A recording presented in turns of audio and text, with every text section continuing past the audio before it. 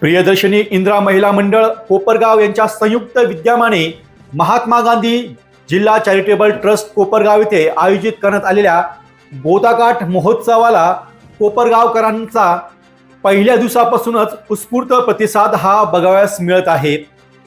आज दुसऱ्या दिवशीही देखील खरेदीसाठी नागरिकांनी मोठी गर्दी या ठिकाणी केल्यामुळे गोदाकाठ महोत्सवास गर्दीचा महापूर आल्याचे चित्र यावेळी निर्माण झाले होते।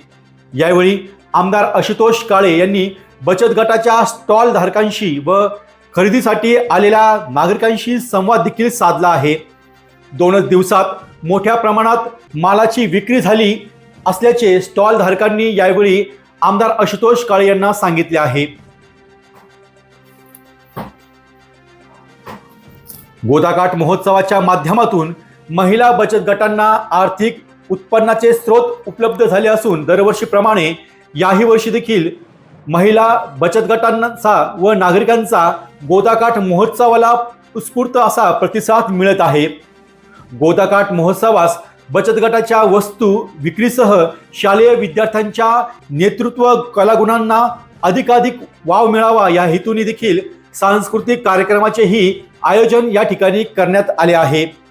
शहरातील नागरिक या ठिकाणी खरेदी करतात व सांस्कृतिक कार्यक्रमाचाही आस्वाद यावेळी घेत आहेत।